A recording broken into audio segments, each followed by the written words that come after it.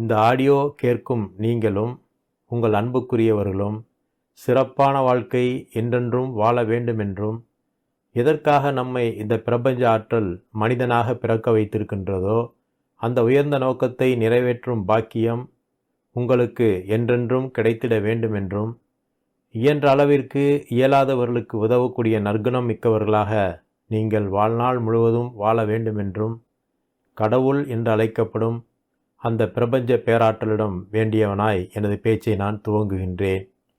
ஆன்மீகத்தில் தியானம் மற்றும் ஞானமடைதலும் அறிவியல்தான் என்றும், எண்ணமற்ற நிலை நாணற்ற நிலை பற்றிய சுருக்கமான விளக்கத்தை அனுபவபூர்வமாக விளக்கும் நோக்கத்திலும் இந்த ஆடியோவிற்கு நான் இப்படிப்பட்ட தலைப்பை கொடுத்திருக்கின்றேன்.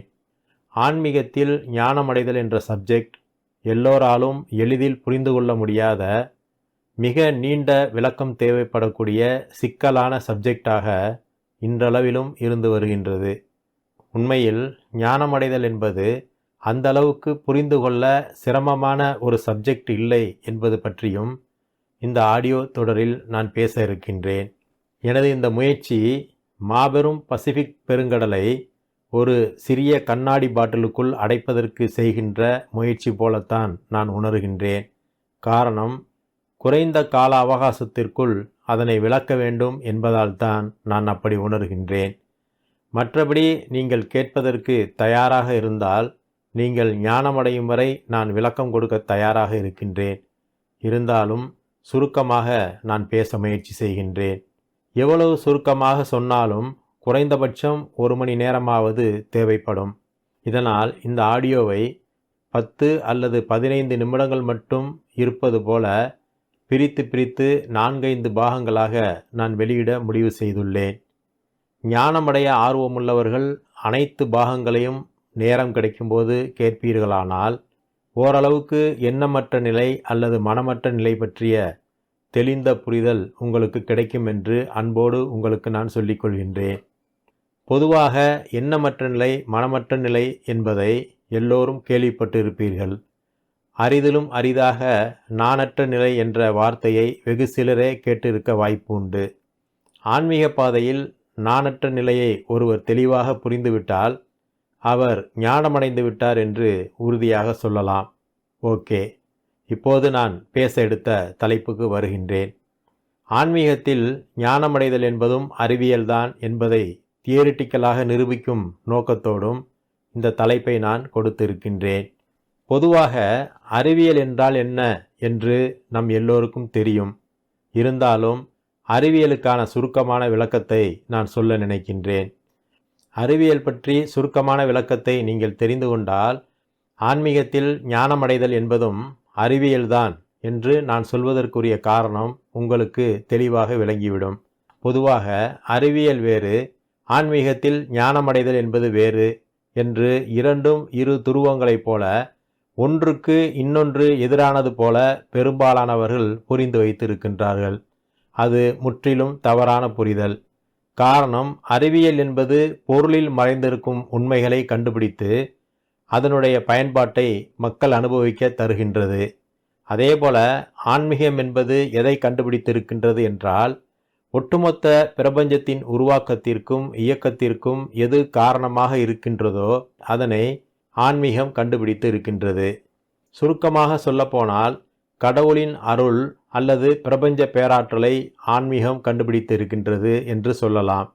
இன்னும் எளிமையாக ஒப்பிட்டு சொன்னால், அறிவியல் பொருளை பற்றி ஆராய்கின்றது, ஆன்மீகம் அருளை பற்றி ஆராய்கின்றது. இவ்வளவுதான் வித்தியாசம். இரண்டுமே தேடலின் விளைவாக நிகழக்கூடிய கண்டுபிடிப்புகள்தான். ஆன்மீகம் என்பது இந்த ஒட்டுமொத்த பிரபஞ்சத்திற்கும் மூலமாக எது இருக்கின்றதோ அதனை கண்டுபிடித்து அந்த நிகழ்விற்கு ஞானமடைதல் என்று பெயர் வைத்து இருக்கின்றது. ஞானமடைதலினால் கிடைக்கக்கூடிய ஈடு இணையற்ற எல்லையற்ற பலன்களை உலக மக்கள் அனைவரும் அனுபவிப்பதற்காக மெய்யாக ஞானமடைந்த ஞானிகள் வழிகாட்டுகின்றார்கள்.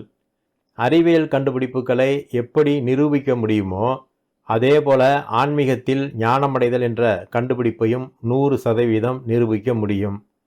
ஆன்மீகத்தில் ஞானமடைதல் என்பதை பற்றி அறிவியல் போல நிரூபிக்கலாம் என்று எப்படி நான் சொல்கிறேன் என்றால், ஞானமடைதல் என்பது தொடர்ச்சியாக செய்யக்கூடிய ஒரு பயிற்சியின் விளைவாக கிடைக்கக்கூடிய பலன்தான். அதாவது கடவுள் என்று அழைக்கப்படும் அந்த பிரபஞ்ச பேராற்றலை அறிந்து கொள்வதற்காக எந்த முயற்சியுமே செய்யாமல் வெறும் நம்பிக்கையை மட்டும் அடிப்படையாக வைத்து பேசினால் அதனை அறிவியல் நிராகரித்துவிடும். எல்லா கோணங்களிலிருந்தும் ஒரு கண்டுபிடிப்பை நிரூபித்தால் மட்டுமே அறிவியல் ஏற்றுக்கொள்ளும் என்ற உண்மை உங்கள் எல்லோருக்கும் தெரியும். ஆனாலும் கற்பனையாக ஒரு உதாரணம் ஒன்றை சொல்லி ஆன்மீக நம்பிக்கையையும் அறிவியல் எதிர்பார்ப்பையும் ஒப்பிட்டு விளக்க நினைக்கின்றேன். உதாரணமாக, யோகாசனம் என்பது பற்றி விஞ்ஞானிகளுக்கு எதுவுமே தெரியாது என்று வைத்துக்கொள்வோம். நமக்கும் எதுவும் தெரியாது என்று வைத்துக்கொள்வோம். பல நூற்றுக்கணக்கான வருடங்களுக்கு முன்னால் வாழ்ந்த மெய்ஞானிகள் யோகாசனம் செய்வதால் உடலுக்கு கிடைக்கும் ஏராளமான நன்மை பற்றி அனுபவபூர்வமாக அனுபவித்து புத்தகமாக எழுதி வைத்து சென்றிருக்கின்றார்கள் என்றும் வைத்துக்கொள்வோம். மறைந்த அந்த மெய்ஞானிகள் யோகாவின் நன்மைகள் பற்றி அந்த புத்தகத்தில் சொல்லிவிட்டு சென்ற விஷயங்கள் அனைத்தும் 100% உண்மை என்று நான் நம்புகிறோம் என்றும் வைத்துக்கொள்வோம். அப்படி ஸ்ட்ராங்காக நம்புவதால் நமக்கு யோகாவின் பலன் கிடைக்குமா? மறைந்த அந்த ஞானிகள் யோகாசனம் என்று எதை சொன்னார்கள்? அதை எப்படி செய்தால் அவர்கள் சொன்ன பலன் நமக்கு கிடைக்கும்? இப்படி தொடர்ந்து தேடி முயற்சி செய்து அந்த யோகாசனத்தை இப்போது யார் முறையாகவும் முழுமையாகவும் அனுபவபூர்வமாகவும் தெரிந்து வைத்திருக்கின்றார்கள்? அப்படிப்பட்ட உண்மையான ஞானிகள் யார் என்று அவர்களை தேடி கண்டுபிடித்து அவர்கள் மூலமாக அந்த யோகா பயிற்சியை நாம் முறையாக கற்று செய்து வந்தால்தானே மெய்ஞானிகள் கண்டுபிடித்த அந்த பலன் நமக்கு கிடைக்கும். அல்லது ஞானிகள் சொன்ன அந்த புத்தகத்தை கையில் வைத்துக்கொண்டு யோகாவை எப்படி செய்வதென்று நமக்கு தெரியாமல் இருந்து கொண்டு யோகா மீது எனக்கு அசைக்க முடியாத நம்பிக்கை இருக்கின்றது என்று நாம் விவாதம் செய்வதால் யோகா என்ற பயிற்சியின் நன்மை நமக்கு கிடைக்குமா? அப்படி நிரூபணம் இல்லாத விஷயங்களை அதற்குள் எவ்வளவு பெரிய நன்மை இருக்கின்றது என்று சொன்னாலும் அறிவியல் எப்படி அதனை ஏற்றுக்கொள்ளும்? இதைத்தான் நம்மில் பெரும்பாலானவர்கள் செய்து கொண்டிருக்கின்றோம் என்பதுதான் கவலை தரக்கூடிய விஷயமாக இருக்கின்றது. எதையும் பிராக்டிக்கலாக நிரூபிக்காமல் புத்தக குறிப்புகளை மட்டும் வைத்துக்கொண்டுதான் விஞ்ஞான கண்டுபிடிப்புகளை எல்லாம் அறிவியல் நம்மை நம்பச் சொல்கின்றதா? அல்லது அறிவியல் கண்டுபிடிக்கின்ற கண்டுபிடிப்புகளை எல்லாம் நிரூபித்து காட்டி அதன் பலன்களை நம்மை எல்லாம் அனுபவிக்க வைத்து அதனை அறிவியல் நம்மை நம்ப வைக்கின்றதா? இந்த வித்தியாசத்தை நீங்கள் புரிந்து கொள்வீர்கள் என்று நான் நம்புகின்றேன். மறுபடியும் கற்பனையாக ஒரு உதாரணம் சொல்ல நினைக்கின்றேன். அதாவது யோகா என்ற பயிற்சியை எப்படி செய்தால் அதன் முழு பலனும் நமக்கு கிடைக்கும் என்று முறையாக யோகா பற்றி நன்கு தெரிந்தவரிடம் அதன் பலனை அனுபவித்துக் கொண்டிருப்பவரிடம் சென்று நாம் கற்றுக்கொண்டு இப்போது நாம் யோகா பயிற்சி செய்கின்றோம் என்று வைத்துக்கொள்வோம். அப்படி யோகாசனம் செய்வதால் உடலில் பல நோய்கள் வராமல் தடுக்கப்பட்டு உடல் ஆரோக்கியம் என்ற பலன் கிடைக்கின்றது என்ற உண்மையை நாமும் அனுபவித்து புரிந்து கொண்டோம் என்றும் வைத்துக்கொள்வோம். இப்போது நாம் துணிச்சலாக சென்று யோகாவின் நன்மையை மருத்துவ விஞ்ஞானிகளிடம் எடுத்துரைத்து அதனை செய்து காட்டி நிரூபித்து காட்ட முடியுமா, முடியாதா? அப்படி நாம் ஆதாரத்துடன் செய்து காட்டி நிரூபிக்கும் போது அந்த யோகா என்ற பயிற்சியை மருத்துவ விஞ்ஞானிகளும் செய்து பார்த்து அந்த பயிற்சியால் உடலுக்கு ஏராளமான நன்மைகள் கிடைப்பதை அனுபவித்து பார்த்து அதனை அறிவியல் பூர்வமாக நிச்சயமாக ஏற்றுக்கொள்வார்களா, ஏற்றுக்கொள்ள மாட்டார்களா? ஏற்றுக்கொள்வார்கள் தானே. இதே போலத்தான் மெய்ஞானிகள் கண்டுபிடித்த தியான பயிற்சியை ஞானமடைந்த மெய்ஞானிகளின் வழிகாட்டுதலோடு முறையாகவும் தொடராகவும் செய்து வருவோமானால் நிச்சயம் ஒரு நாள் ஞானமடைதல் என்ற அந்த அற்புதமான பெரும் பலன் நம் எல்லோருக்கும் கிடைக்கும் என்று நான் உறுதியாக சொல்லுகின்றேன். யோகா என்ற பயிற்சியால் ஆரோக்கியம் என்ற பலன் உடலுக்கு கிடைப்பது போல தியானம் என்ற பயிற்சியால் ஞானமடைதல் என்ற அற்புதமான ஈடு இணையற்ற பலன் நமது உடலுக்கும் உயிருக்கும் நிச்சயமாக கிடைக்கின்றது. யோகா என்ற பயிற்சியை செய்யத் தொடங்கிய சில நாட்களிலேயே அதன் பலன் நமக்கு கிடைக்கத் தொடங்கிவிடும். அதே சமயம் சில நாட்கள் யோகா பயிற்சியை நாம் விட்டுவிட்டால் அதன் பலன் நம்மை விட்டு முழுமையாக போய்விடும். அதாவது யோகா பயிற்சியை நாம் இறக்கும் வரை செய்து கொண்டே இருக்க வேண்டும். அப்போதுதான் அதனுடைய பலன் நமக்கு தொடராக கிடைத்து கொண்டிருக்கும். இப்படிப்பட்டதல்ல தியான பயிற்சியால் கிடைக்கும் நன்மை என்பது.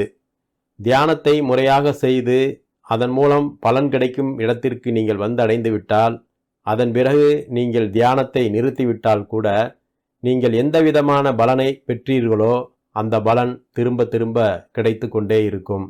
அதாவது உங்களுக்குள் நீங்கள் சரியான முறையில் தியான தீபத்தை ஏற்றி வைத்து விட்டால் அது என்றுமே அணையாது. ஆனால் அந்த தியான தீபம் எரியத் தொடங்கும் முன்பே நீங்கள் தியானத்தை நிறுத்திவிட்டால் மறுபடியும் உங்களுக்குள் இருள்தான் மிஞ்சி இருக்கும்.